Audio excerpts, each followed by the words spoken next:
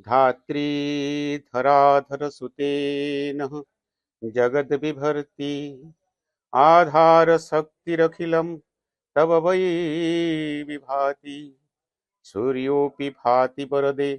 प्रभयायुतस्ते त्वं सर्वमेतदखिलं विरजा विभासि। श्रीमद देवी भागवत रे विरजांको महिमा वर्णना करने को जाई व्यासदेव तृतीय स्कंधरे कहिसेंति जे विरजा एमिति एक शक्ति जहांक ठारू आलोक नेकी प्रति आलोक नहीं से पृथ्वी को सूर्य प्रतिभात करती बा प्रकाशित करती। यही शब्दटी को बुझिला परे सूर्य को समस्ते भावती सकल शक्तिर आधार सूर्य ठारू सबु ग्रह नक्षत्र सृष्टि होती पुणी सूर्य नियंती व्यासदेव एभली कलम केमिति कले से दिन ठारू से जिज्ञासा मनरे जागी उठिथिला। विरजांकर महिमा प्रचार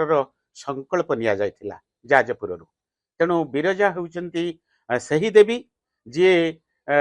ये सृष्टि को रक्षा करने पाई जाजपुर को प्रतिष्ठा करथिले। जाजपुर होउची आमर नीलाचल क्षेत्र 22 पावछ पाखरु आरंभ करिकी ऋषिकुल्याद समारभ्य जत्र वैतरणी नदी ऋषिकुल्या अर्थात गंजाम गजपति जिले में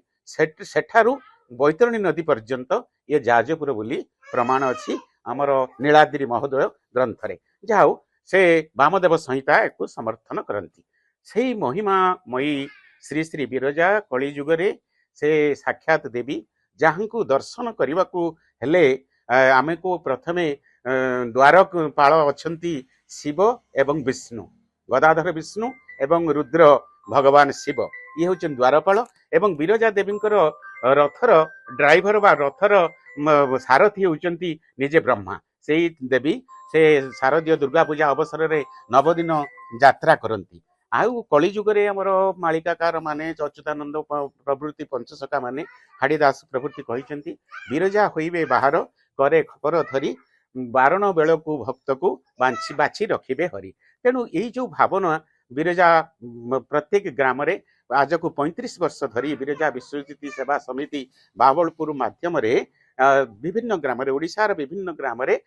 35 वर्ष धरिकी प्रत्येक मासरे मध्य 2-3 यज्ञ होछि। एई निकटरे पलासिया बोली गोटे बड़ यज्ञ हैला जोठी 10,000 रु ऊर्ध्व लोक हितिले आउ ए क्षेत्र महिमा एठी गोटे आछु गछ थिला एवं एठी गोटे हुंका थिला से हुंकार कथा ये जे पालहड़ा एनएच डिविजन रे बलराम पल्ली रहुथिले सेठी तांको सहित टिके भेट हेबा परे तांको ही कुहा जाइथिला केमिति गोटे भगवतंकर प्रेरणा रे जोटे तुम घर पाखरे जो आछु गछ अछि सेठी ता तळे हुंका अछि से हुंका जतळे 12 हाथ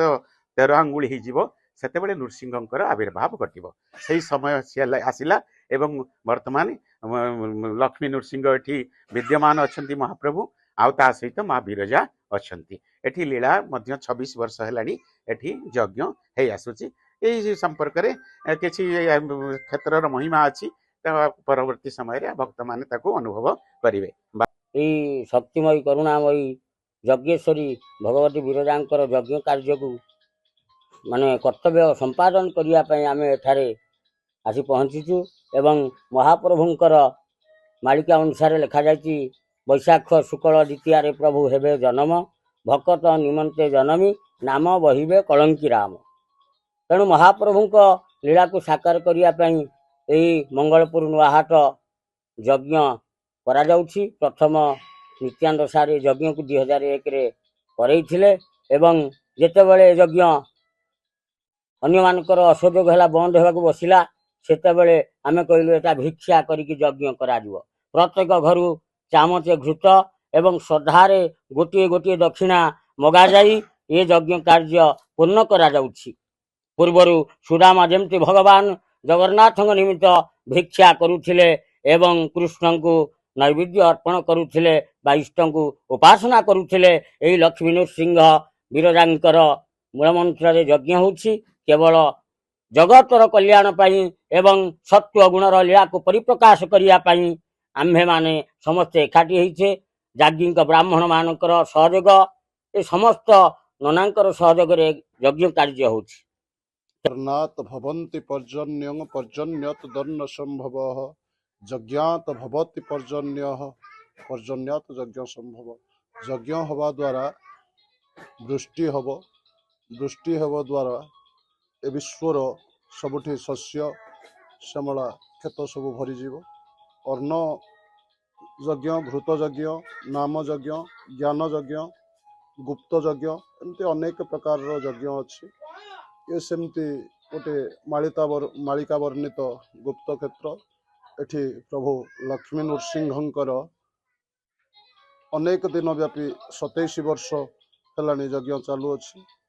आमे ए वर्षर नूतन पंडित माने आसीसु जहाँ कहिबे बाबा जी महाराज कहिबे